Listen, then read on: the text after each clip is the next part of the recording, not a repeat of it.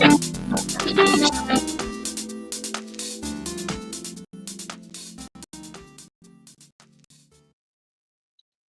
right, we are here for another edition of the Astro Weather. I am your Astro Weather man, Robert Phoenix. Welcome to the show. What's happened, everybody? Of July, and we are now officially in Leo country. Rawr. Rawr. I was on astro.com last night, and I was looking, I was cruising through there for the star of the day, right? Like, who's going to be the star of the day today? And of course, we know it is the solar return of our good friend David Palmer, the Leo King. And he's actually listed on astro.com, which is, it's a cool thing to have your birthday listed on astro.com. Don't get me wrong.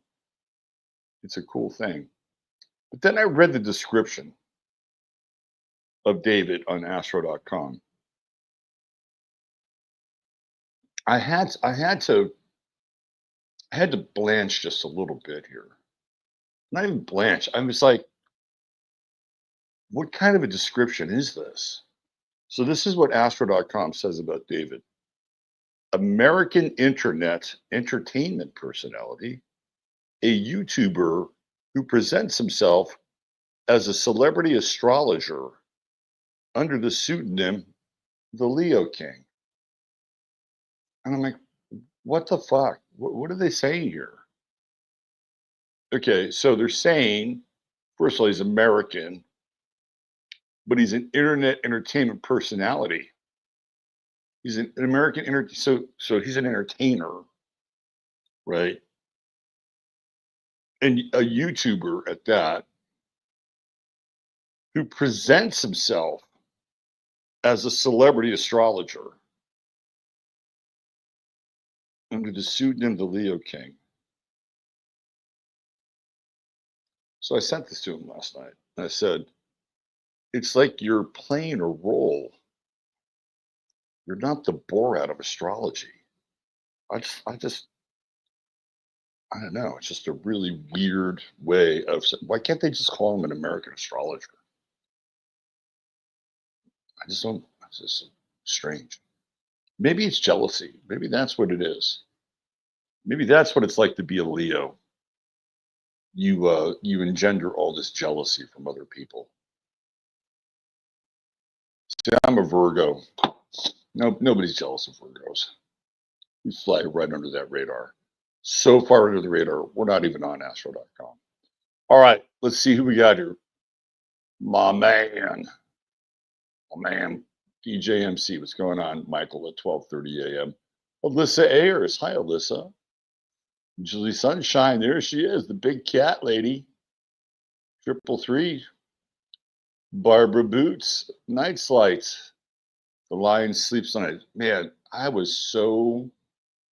This exhaustion thing, the South Node on Mars, I gotta say, has been really, really taxing. Really taxing. So yesterday, I go through, do my workload, right? Work with my clients. I finished my last client about 4:30, roughly 4 o'clock, right around there. And I'm like, man, I'm really hungry. So it's around dinner time, and I make something to eat, and I sit down on my couch, and I start watching Candace Owens. I'm asleep for the next 3 fucking hours. I mean, my God. I wake up and all of a sudden the movie They Live is on. I'm like, oh, it's They Live. Oh, I like this movie. And then about halfway through, it's like, oh yeah, here comes the fight scene. They're about to knock the signal out. And then I wake up, and it's this movie called The Night of the Comet. I'm like, I gotta get up, man. So I don't know if it's just a South Node Mars transit, because I got Mars in my 10th house now. And it's like, I just I've been running on empty for the last couple days. But after I woke up at about 9 o'clock, because I think I went to sleep at about 5:30. So I think it was around 8:30 I woke up, 8:45. After I woke up, I actually felt remotely decent. It's like, wow, actually have some real energy here. Anyway, very very intense period. And I'm just, I'm wondering, like, is this just me, or are you guys out there also kind of grinding on the energy tip? Question mark. Uh, let's see. New Next says, sweet thumbnail. Thank you, New Next. Happy Hump Day. Hump the hump. Tony the Tiger ain't got nothing on Leo the Lion. That's what Stephanie Hunter says. Debisu's here. Hi, Debisu. Jackie Delario. Kevin Stick Devers. Lions are nocturnal. How do you know that that's not sunset? Mm-mm. How do you know it's not a sunset and he's just getting up? You don't know that. You think it might be a sunrise, but it could be a sunset. See, I thought about that. Misbehaving too. What's going on? Good to see you. Susan, good morning to you. Josie's Jazzy Junk, the Triple J is here. Helion Heart Rosie's here. Hi, Helion Heart. Didn't Robert say on yesterday's show that pretty soon we won't have any rock stars living? Yeah, that was me. Yep. And then Ozzy Osbourne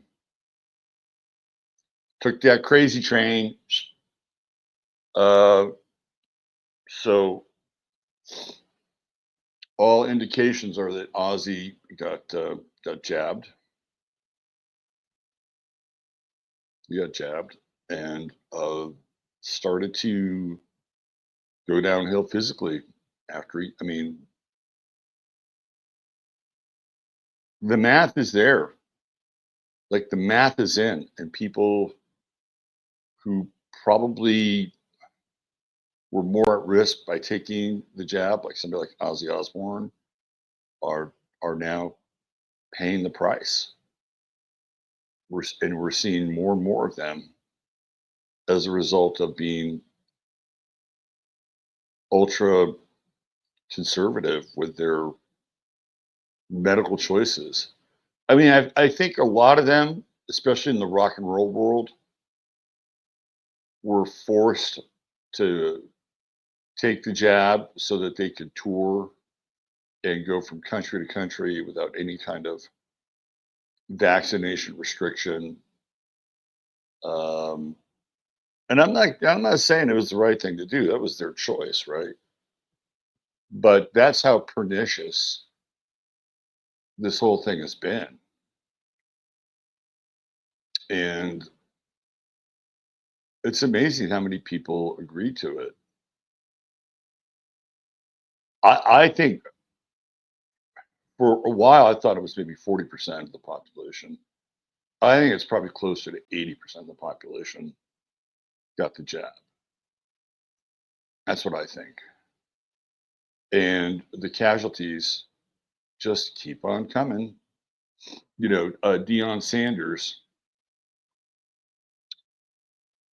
lost a couple of toes because he had blood clots in his feet and legs. And so they went in and they tried to get these blood clots, and he almost lost his entire foot. And if you're Deion Sanders and you made your money, your livelihood out of running because you were super fast, losing a foot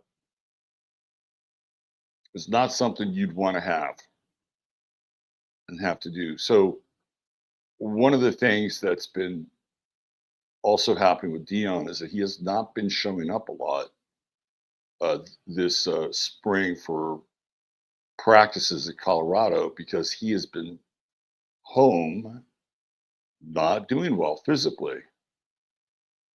I guarantee you that dude is probably triple jabbed.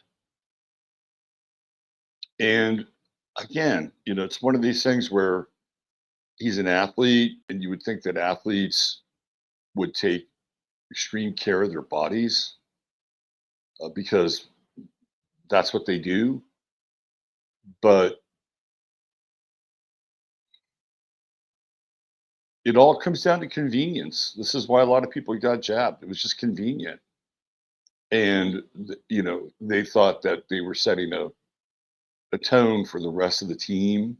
Well, if I get vaccinated, then the rest of the team will get vaccinated. And, that's called leadership, right? I'm like, no, it's not. It's not called leadership.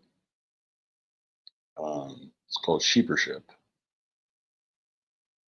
And I guess Ron Johnson, who is where is he from? Is he from Oregon or Wisconsin? I think he might be from Wisconsin.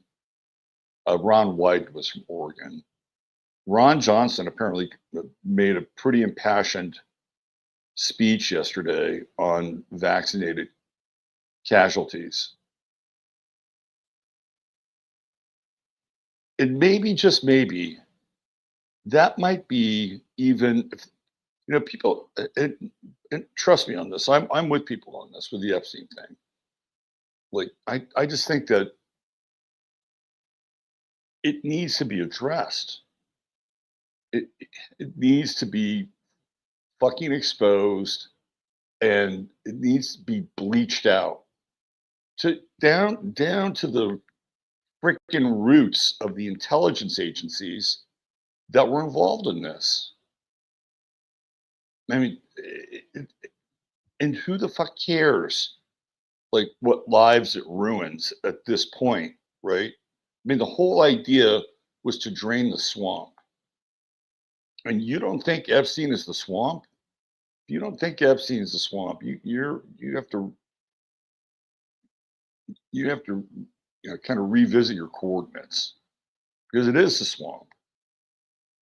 It is the deep state. We keep using these terms over and over and over again, and it's staring us right in the face. That said, with the importance of it, and I do believe it's very important, with the importance of it all, what about COVID? And what about what happened with COVID? And what's continuing to happen with COVID? I mean, this thing it's an active operation. And they're still trying to sneak the mRNA into plants, into animals. Like, these people, they're relentless. Their psychopathy is fucking relentless. And we're watching the ravages of people who were on the front lines and who submitted to this shit, like Ozzy Osbourne. So, yeah, Epstein's an issue. It's a real issue. And I think they should throw some sunshine and bleach on it, ultimately. But if that's 1A, then COVID's 1B. I mean, is it really all that important that they release the MLK files? I'm going to save some of this for 15. This is getting maybe a little too political for us. But it's a Mercury retrograde, and it's like, okay, well, let's go back and revisit Martin Luther King. And will those files indict Jesse Jackson for setting them up? Well, we'll see about that. All right, who else we have? Sue Leonard, Devin Dewar. She's in the beach. Devin Dewar is having the summer, man. Let me tell you. I want Devin Dewar's summer. Make room for the big cats. That's right. Big cats are coming. Elspeth Heron. Hello, Elspeth from Down Under. Janice Phillips is here. Ryan. Ryan, I'm going to reach out to you a little bit later today. Check in with you. John Bernasconi. Hi, John. Good to see you. Yes, come on over to Locals. I was going to go to the city council meeting last night here in Kerrville, and then I was going to watch it on TV because I had it on TV. And I'm like, I didn't watch anything. I watched the inside of my eyelids. Tom Jordan's here. Barbara Boots. Just finished mowing the front yard. Now so you do the back after the show. Barbara, you're setting an incredibly high standard for the rest of us. Can you please back off a bit? Please. Yes, if you enjoy the content, you can buy yours truly some coffee, which is always appreciated. Thank you very much. Moon Sprout, Warlanda, the lovely and talented one. Don't forget to hit that like, subscribe, notify, ding, ding, ding. Neil Smith is here. Neil Smith is the big cheese of Wisconsin, let me tell you. Laura E. Hi, Laura E. Let's see. Yes, we'll be digging in. Dig it in. Over on Rumble. Thank you, Ryan. Stephen, the Jupiterian. Happy hump day. Stephen, I took the, I hope you don't mind this, Stephen, but I took the initiative to sign you up for the Elmo fan club. So I found your email address. So you'll be getting newsletters and updates from the Elmo fan club. I just wanted to make it up to you for the other day. So, and they have all these really cool things that you can get through the, I think it's, what's it called? Elmo's World? I think it's called Elmo's World. Janine's here. Hi, Janine. Sharon Lewis from Florida. Is that Saturn, Florida, or is that Jupiter, Florida? Anyway, she's in Florida. Soul Traveler. What's up, Soul Traveler? Kyle, little season is over. Christ has returned. All right, I'll drink to that, Kyle. Here we go. There you go.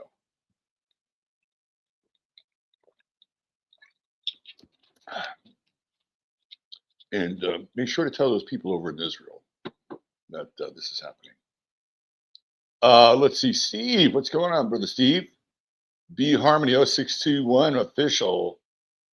There you go. What's happening? Lion sleeps tonight, but yeah, I was sleeping. Nocturnal. Hi, Miss Nikki. Gaia Travelog is here. Hadi Das. Trusting your energy has shifted. Yeah. Wow, man. That 29th degree of Cancer just flattened me yesterday. Lena Winkler, what's up? Knight of Cups. Justin Egan from Alaska. How about that? Greetings. I've always wanted to go to Alaska. Let's see. Judy Taylor. Hi, Judy Taylor. Esperanza Events. She's here. Let's see. They are so triggered by David. Oh my gosh, you're making me laugh. That's part of my job here is to elicit humor from you. It is part of my my CV. Liberals. Yeah, it feels that way, right? It's like, what the fuck are they doing with David? It's like the Borat of astrology. Thank you, Tom. Speaking of David, we will be at the Bridge Expo. It's going to be great. Great. See how I did that? It was a Tony the Tiger thing. Who wants to be Robert? Cam White? No way. Nobody wants to be me. It's a burden being me. Trust me. He is a historian connecting stellar dots. David's a lot of things, but he's not pretending to be an astrologer. Let me see if I can get my David. He's not pretending to be an astrologer.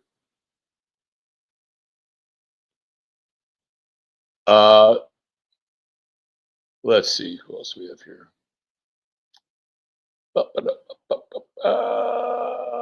Miss Nikki's been tired. Good. I'm glad I'm getting some feedback. Steven took a nice nap yesterday. Naps are underrated. Cassandra Lynn, I do that a lot. Gen X is very special. Kyle, I'm going to throw that up there. I'm going to agree with you. I've always loved Gen X's outer planets, even though Pluto and Libra is what in its detriment. But yeah, man, I'm the big Gen X fan. Uh, Cosmic Detective was a little sleepy today. I wouldn't tell Candace you fell asleep on her. If I fell asleep on Candace, not that I'm like, I'm a height, weight, proportionate guy, but she's a tiny person. So if I fell asleep on Candace, she'd be pretty uncomfortable, I think. That's my sense. She'd be pretty uncomfortable. So yeah, falling asleep on Candace Owens. Yeah, let me think about that. We're all perfect forever, always. Amen to that. Let's see who else we have here. Kelly B. Kelly B made Esther Swift. Esther's checking in from her mother's house in California Gold Country. Mars crossed my ascendant, now crossed my south node. I've been like grannies in bed. Man, I'm telling you. Alaska Ravens here. David Alvarita. Hey, what's happening? Good vibes with my mini pig. Oh, mini pig. Get through that surgery. Get through that surgery. Come on down to the other side. A snorting and a horting. Jay Scheffler's here. Hi, Jay. Good to see you. The Prince of Darkness. Let's see. Mars crossed your Pluto Uranus conjunction. Congratulations, Cosmic Detective. Every 2 years, you have that initiation. I'm struggling energy-wise, this is Desley, but I get up each day. It is really a commitment in a lot of ways, isn't it? Energy has been weird, been exhausted this last week. I'm telling you, man, I'm right there with you. You're in the 20%. God bless you, Kelly B. I think most of you people are. Let's see. Desley, I'm gonna throw this up there. Desley says, I hate bringing it up, but my friend has got days, weeks, months to live, stage 4 cancer. It's very aggressive. Yeah, aggressive. Yes. Been jabbed. There you go. There you go. Richard Dick Johnson, rest in power, Ozzy. Integrity and Karma is with us today. How about that? Let's see. Anybody else? Epstein case needs closure. He is the swamp. Absolutely. It is. Ron Johnson's legit. I really like Ron Johnson. Noel Way's here. I feel like the docks were destroyed by. They started destroying the docks under Trump 1 when they basically went in and got the shit from. It's all happened. The FBI went into his residence in New York, Florida, the island, New Mexico. That was all under Trump. And that was Donald Barr as the attorney general. So were they tag teaming on it? Maybe, but it started way back then, for sure. You thought my passion. Not everybody would call it passion, but thank you. All right, let's get into the weather. So if I haven't shared your name, I'm happy you're here. Let's put it that way. I'm very happy you're here. Because if you weren't here, well, we'd miss you. We'd definitely miss you. Okay. Here we go. Let's zoom in. Sound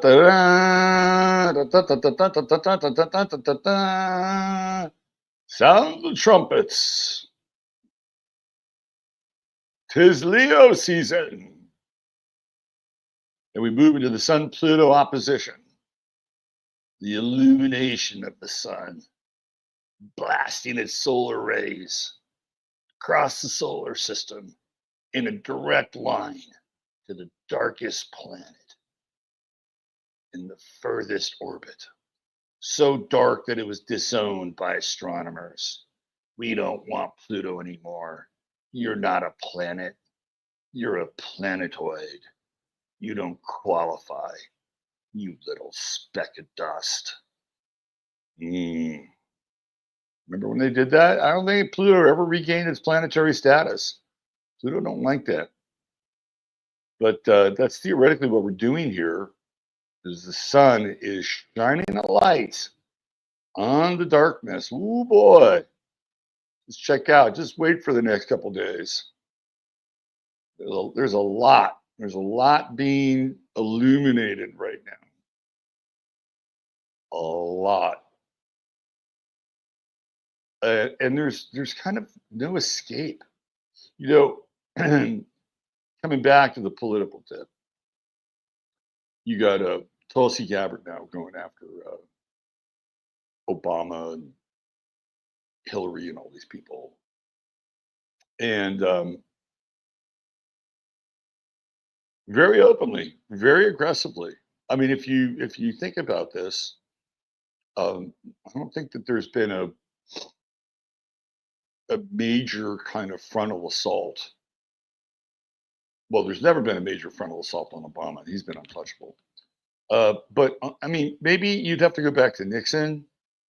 Uh, but even the stuff that happened with like Trump and the impeachment stuff, I mean, is that a frontal assault? Not really, because it's going through these uh, channels, right? These tried and true channels that you're gonna impeach this person. This is different, though. This is very different. Now, when when Trump opens that vault, right, and Tulsi Gabbard opens that vault, that's a big commitment, right? I mean, that is a huge, huge commitment. Now, I think it's a bit of a distraction, not just a bit, a lot, but now they're going to have to deliver. They're going to have to deliver on this thing that they've opened up. Now, will the Sun Pluto opposition be a part of that? Maybe.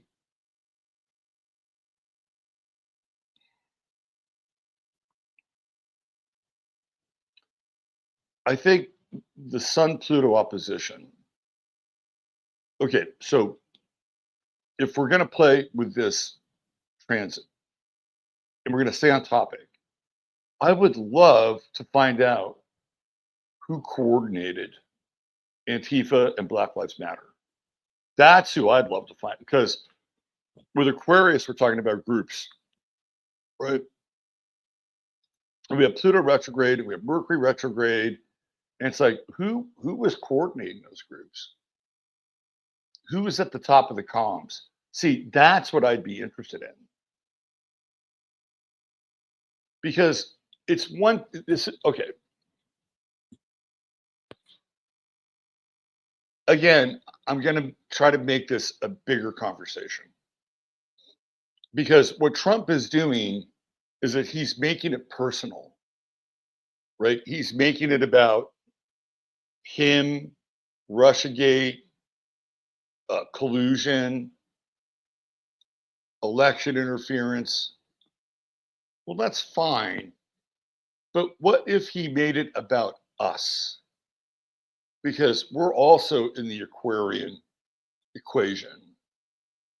And what if they focused on the summer of Floyd, where I guarantee you that shit was not random. It wasn't just popping off like, oh, this is fun to do. Let's go do it. I mean, there is some viral effect, but I guarantee you there was coordination at high levels. That was a color revolution, and that affected all of us. Now, that's what I'd be interested in. And if it led to Brennan or Peter Strzok or Comey or Clapper or whoever, right? Or Val Jarrett, whoever, that's what I'd be interested in. Because let's just say that this is true. And again, we're in that Sun Pluto opposition, the illumination of the darkness of the past. Who does it benefit? Well, it benefits Trump because it was his thing, right? So we have to identify with Trump in order to um, get some satisfaction out of that, right? But I'm going to be Leo. I'm going to be Leo. Um, what's the word I'm looking for? Selfish today. We need something for us. We need something for us. Okay. We need, if you're going to go down that path, it's not that, oh, yeah, you fucked with our guy, man. You made his life. Yeah. And so we get this, we get a win, but it's not really our win, right? It would be more like, well, Trump's win. Well, I guess, if Trump wins, it's our, I mean, yeah, whatever. No, we need a win. We need a win. So if you're going to go down this path, go back into that period of the summer of Floyd and find out who was fucking running the whole thing and how it completely trashed our country and set us up for more DEI, a complete humiliation ritual. Okay. Why don't you go there? Maybe that would be helpful. Trump never once mentioned Black Lives Matter during that whole summer. He threatened, I've looked into this, he threatened to name Antifa a terrorist group twice. Well, why didn't he just come out and name them? It's like, come on. I'm all for this Sun-Pluto opposition, but let's get into the groups, right? The groups, the organizers.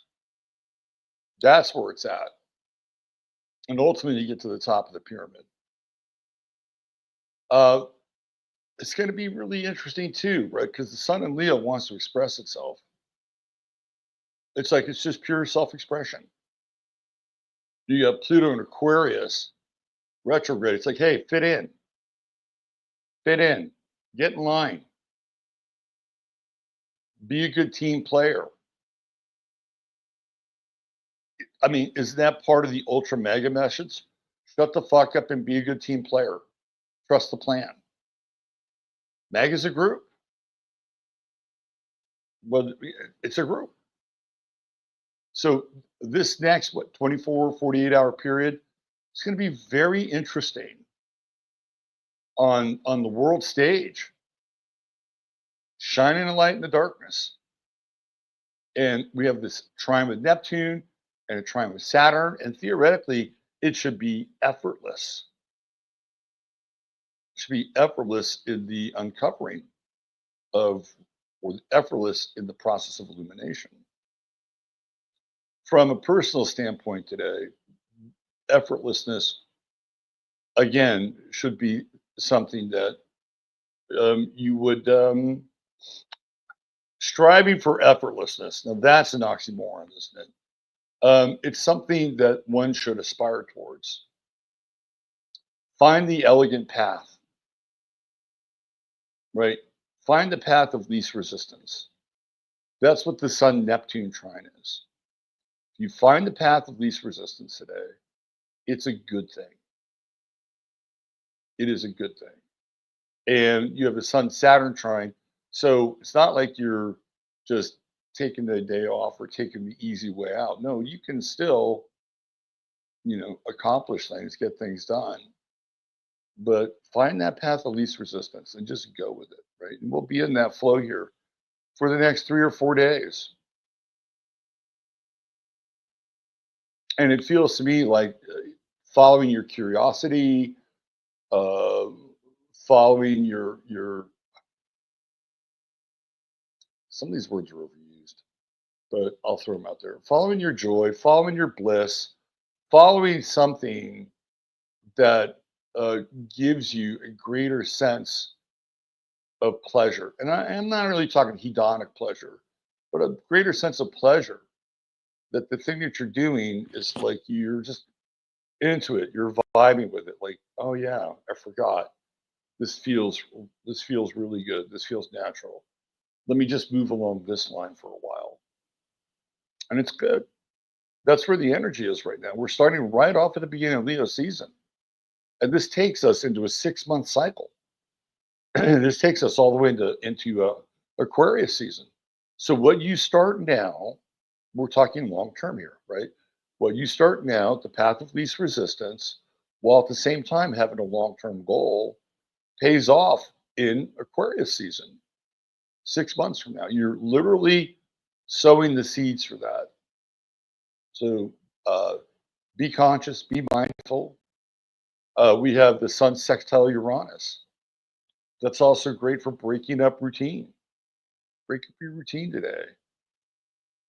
You know, think outside the box. Live a little outside the box. You know, dare to question convention. It's your friend, right? Novelty is your friend. And a lot of us tend to get into ruts. It's real easy to get rutted out. Man, this last 72 hours, it just felt like completely rutted out because of the energy. But today is a new day. Today is the dawn of a new day, literally, in the sign of Leo. So find that path of least resistance. Uh, engage in some novelty, right? Look at things from a different perspective. It's always helpful. It can be creative. We have this balsamic moon, and it passed over Jupiter last night, and I feel like again that was a lot of the really tired energy. You know that that Jupiter is going to bring out more qualities of the balsamic moon as it crosses over, and we're just starting to come out of that square to Neptune and Saturn, which again was like yesterday, last night, just running on empty. I hate Jackson Brown, by the way. And that "Running on Empty" song is in my head for the last couple of days. Oof. Although I did see Jackson Brown live one time, I have to admit he was better than I thought he would be. But it was only 4 songs, thank God. Maybe it was his best 4 songs. He had kind of a Peruvian vibe. He had a Peruvian panpipe player with him. I kind of dug that sound. Um, we're still in that Mars Venus square, aren't we? They're doing a bit of a spicy tango here, and Mars has crossed the South Node finally. Uh, but the world definitely feels argumentative. I wish I could have seen that fucking town hall meeting last night. I bet it would have been spicy to say the least. Don't let frivolity get in the way of doing things today. Stay focused with that Mars in Virgo, because Venus in Gemini is all about gossip. So watch out for the frivolity. If you need some frivolity, take time out and then get back to work. I think today Mercury's interesting. Let's just check out Mercury for a second. Mercury is it is almost a singleton. We got some minor aspects of Mercury. So today with Mercury being basically a singleton and being retrograde, there are going to be people that are going to say things today that are going to make them completely naked. And hey, look, sometimes that is the price of being authentic. But it's interesting. There's a difference between being naked and nude. And being nude is kind of connected more to erotica and a natural state of being, whereas naked has to do with like when the couple from were they in Australia that were on the Coldplay light, they were naked. That's a naked moment. That's not a nude moment. That was a naked moment. So today, this Mercury retrograde, kind of almost singleton. Watch out for people making statements that all of a sudden they're naked. The king has no clothes. The king has no clothes. Isn't that an apt metaphor for Leo? Okay, let's do a little True Hemp Science and get into our True Hemp Science Star today. Now, for me to do this, I actually have to switch hats because our True Hemp Science Star of the day happens to be the city of Detroit. Happy birthday, Detroit. So let's talk about True Hemp Science, and then we'll talk about Detroit with my Detroit Tigers hat. True Hemp Science is your one-stop shop for all things CBD. And let me tell you, we got it right here. A little bit of Synapta. And Chris only uses organic hemp to start the process. And after he starts that process, he oversees it from start to finish, from the emulsification and the distillation and the alchemization all the way into the bottle. He is the eagle. He's got the eagle eye and everything. And it shows up at your house as one of the highest quality CBD products you will find. I have no issue saying this because I keep getting feedback from all these other sources about how good it is, including my own body. So if you go to truehempscience.com, spend $150 to $100 or more, type in 15MINS, you will get the goodie bag. It's an order within the order. It's like waking up on Christmas morning and it's like, ooh, I can't wait till I get to my stocking, right? That's what it's like. $150 more gets you free shipping. There's always a 30-day money-back guarantee. And you get to help support a mainstream business. And me, yours truly, a Main Street business. Main Street. We'll call it Main Street. Look, getting closer. Main Street business. And me, I guess the Main Street podcaster resorts. All right, let's get into Detroit. I think this is a really interesting chart. Now, if you look at it, it's like, wow, July 23rd, 1701. Shit, that's pre-American Revolution, right? Like this is when they stuck that flag in there and said, this is Detroit, Detroit, whatever they called it back then. And it is a super Leo city, right? The sun is at 0 Leo, all the way to Mercury, which conjuncts Regulus, highest planet in the chart. Okay, so what's interesting about all this Leo, remember they did this in 1701. Detroit's football team is the Detroit Lions, and their baseball team is the Detroit Tigers. Now, do you think that the owner of the Lions, which by the way was the Ford family, they still own the Lions. We'll talk about that in a second. The Tigers have changed hands many times. But do you think they went in and they looked at the chart of Detroit and said, you know, it's a Leo city. Why don't we name the team the Lions because it's a Leo city? Or why do we need to let's call the baseball team the Tigers? No, I don't think they did that. But this is one of those kind of astro kind of mystic syncs, right? It's like Lions, Tigers, Detroit, Leo City. Hello. Makes total sense.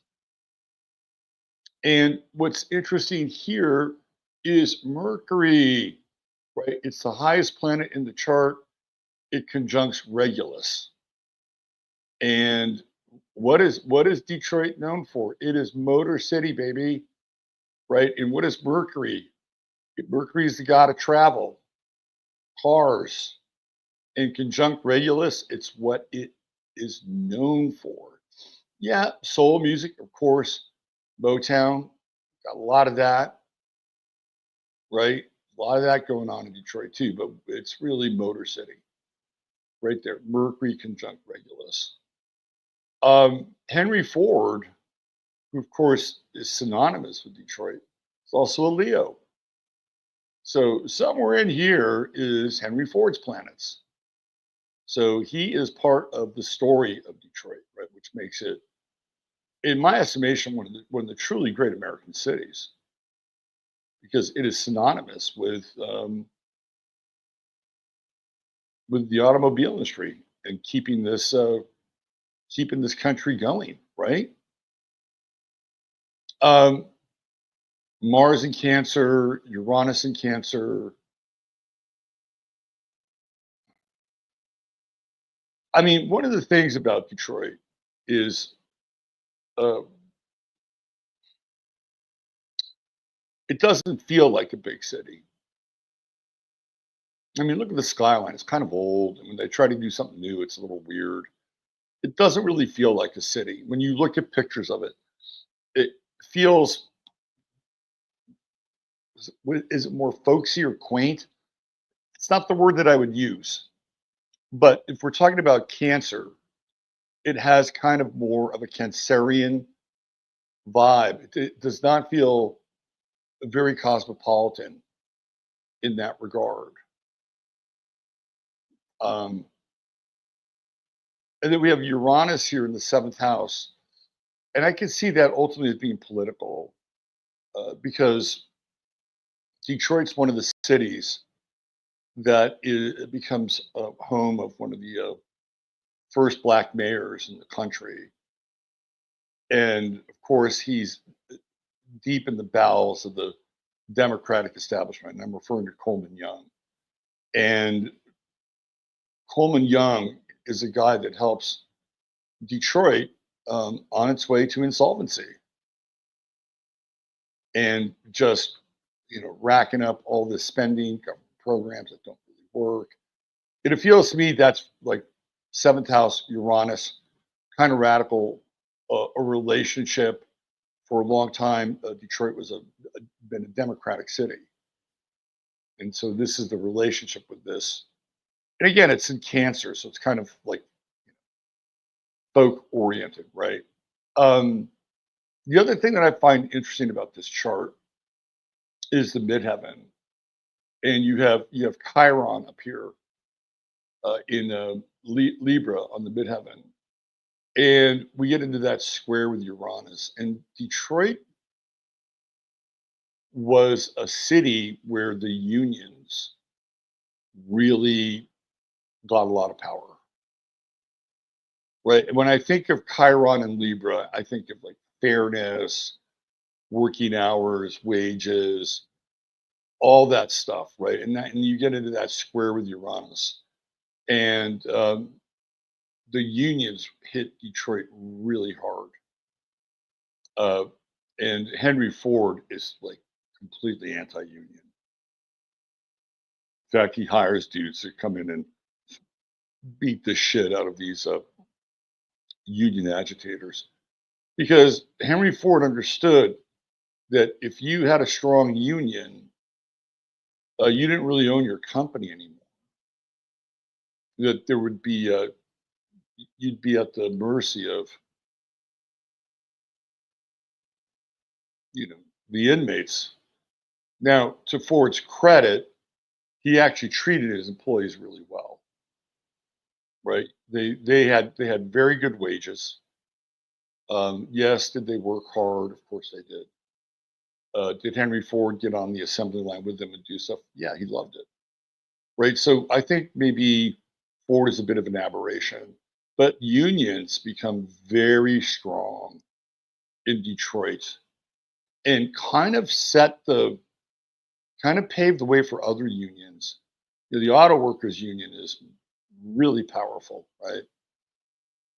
And so out of that, ultimately you get the Teamsters union.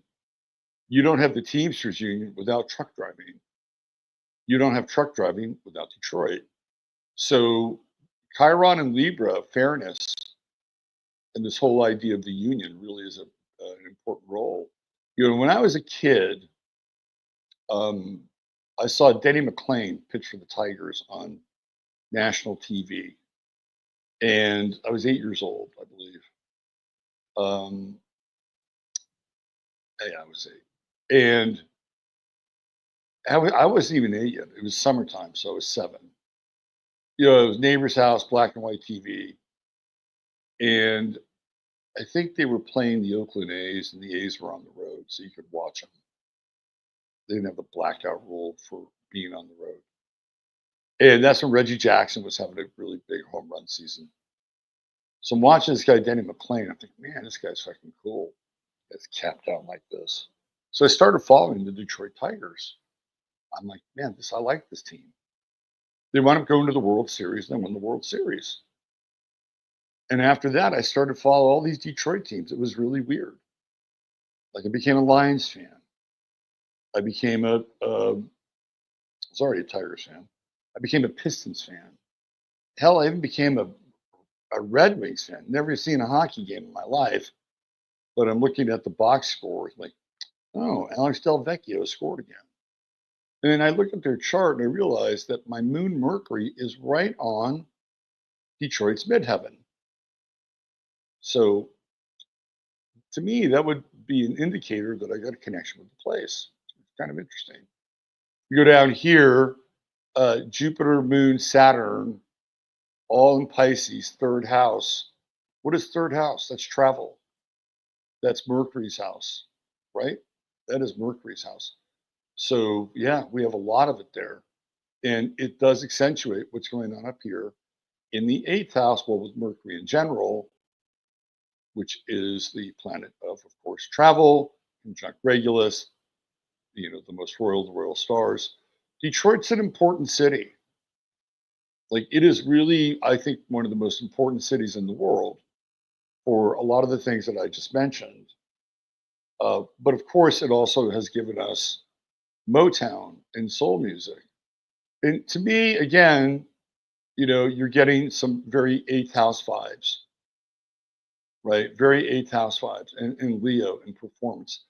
And people think about Los Angeles because eventually Motown moves to LA, right? Or they think about New York. But here in the middle of the country, you have this record label that pops up and starts to just absolutely dominate the charts. And and I think the eighth house could be considered soulful for sure. Cancer is a very soulful sign. This Mars Saturn trine, very soulful. Uranus Moon trine. The other thing about Detroit that I think is really interesting is its relationship with electronic music and techno. Um, and it's another reason. So we have the automobile industry, huge, in a lot of ways sets the standard for all these other cities and countries around the world. We have soul music, Motown. We have electronic music and the birth of techno. And then every now and then, you run across, the odd Detroit artists like Bob Seger, Ted Nugent, Iggy Pop. They're all Michigan people. They're not necessarily Detroit people. But I think it's an important city. I think it's underrated. And happy birthday, Detroit. Happy, happy birthday. May you continue your rebirth phase, which has been going on now for well over a decade. But nonetheless, may you continue your rebirth phase. And watch out for Detroit when Jupiter goes into Leo next year. Keep your eye on Detroit. I think it'll be a Detroit renaissance period. Start buying your Detroit stock. All right. That's it. I'm out of here. Thanks for being here. We'll be over on 15 Minutes of Flame. And you know the drill. Take care of yourselves. Treat each other well. God bless. Love you all. Robert Phoenix signing off. Bye for now.